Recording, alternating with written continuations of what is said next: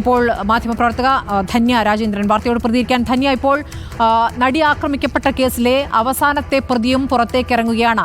Pulse Suni പുറത്തേക്കിറങ്ങുമ്പോൾ എത്ര കാലം ഇങ്ങനെ ജാമ്യം നൽകാതെ അകത്തിടാനാകുമെന്ന് കോടതി ചോദിക്കുമ്പോൾ എങ്ങനെയാണ് ഈ വിചാരണ നടപടികൾ ഇത്രയധികം നീളുന്നത് എന്നൊരു ചോദ്യം കൂടി സുപ്രീം കോടതി ചോദിക്കുന്നുണ്ട്. ഈ കേസിന്റെ ഭാവി എങ്ങനെ കാണുന്നു ധന്യ? എന്റെ ശബ്ദം വ്യക്തമാണോ? ഇപ്പൊ കേൾക്കാം. അതായത് കോടതി കൃത്യമായി സർക്കാർ പറഞ്ഞല്ലോ എത്ര ദിവസം ഓരോരുത്തരും ക്രോസ് ക്വസ്റ്റിംഗ് നടക്കുന്നത് കോടതിയിലാണ്. അത് ഇൻ ക്യാമറ ട്രയൽ ആയതുകൊണ്ട് മാത്രം ഈ കേസിന്റെ ട്രയൽ ഏത് രീതിയിലാണ് പോകുന്നതിനെ കുറിച്ച് നമ്മൾ ആരും റിപ്പോർട്ട് ചെയ്യുന്നില്ല. പക്ഷെ നമുക്ക് അറിയുന്ന കാര്യങ്ങൾ തന്നെയാണ് കോടതിയിൽ എന്തൊക്കെയാണ് സംഭവിക്കുന്നതെന്നും കോടതിയിൽ എത്ര ദിവസമാണ് ബൈജു പൗലോസ് എന്ന ഇൻവെസ്റ്റിഗേറ്റിംഗ് ഓഫീസറെ, ലീഡ് ഇൻവെസ്റ്റിഗേറ്റിംഗ് ഓഫീസറെ ഓൾമോസ്റ്റ് 87 to 90 days ആണ് ദിലീപിന്റെ ലോയേഴ്സ് മാത്രം ക്രോസ് എക്സാമിൻ ചെയ്തത്. അതായത് എനിക്ക് ഈ സർക്കാരിന്റെ അഫിഡവിറ്റിൽ പറയാത്ത മറ്റൊരു കാര്യം കൂടിയുണ്ട്.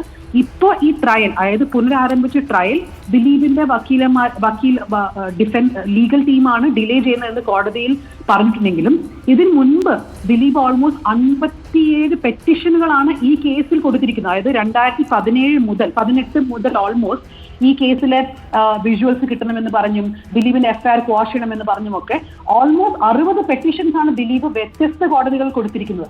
അതുകൊണ്ട് തന്നെയാണ് ഈ ട്രയൽ ആരംഭിക്കാൻ തന്നെ സമയമെടുത്തത്. അത് ആരംഭിച്ചതിന് ശേഷം പിന്നീട് എക്സ്ട്രാ കുറെ പെറ്റീഷനുകൾ. അപ്പൊ ഈ കോടതിയിൽ ട്രയൽ നടക്കുന്ന പ്രശ്നങ്ങൾ മാത്രമല്ല, അവിടെ മാത്രമല്ല ഡിലേ നടക്കുന്നത്, അതല്ല ദിലീപ് കൊടുത്ത ഒരുപാട് പെറ്റീഷൻസ് ഉണ്ട്. അതുകൊണ്ടാണ് ഈ കേസ് ഇപ്പൊ 7 കൊല്ലമായി, എത്ര പ്രാവശ്യമാണ് സുപ്രീം കോടതി ഈ കേസിൽ ഒരു ഡെഡ് ലൈൻ കൊടുത്തത്. ഇത് ഒരു വർഷത്തിൽ ഇത് അവസാനിക്കണം, 2 വർഷത്തിൽ അവസാനിക്കണം എന്ന് പല പ്രാവശ്യം ഡെഡ് ലൈൻ കൊടുത്തിട്ട് പോലും ഈ ട്രയൽ ഒരിക്കലും നിൽക്കാത്ത. അതുകൊണ്ടാണ് ഇന്നലെ പോലും ഞാൻ ആക്ച്വലി ഈ കേസിൽ ബന്ധപ്പെട്ട ആൾക്കാരോട് ചോദിച്ചു. അതായത് കേരള സർക്കാർ കൊടുത്ത അഫിഡവിറ്റിൽ പറഞ്ഞിരിക്കുന്നത് 30 ദിവസത്തിൽ ഈ കേസിന്റെ ട്രയൽ അവസാനിക്കുമെന്നാണ്. ഞാൻ ചോദിച്ചപ്പോൾ അവർ പറഞ്ഞു ഇല്ല, ഇനി ഒരു 6-7 മാസം പിടിക്കുമെന്നാണ് അവർ പറഞ്ഞത്.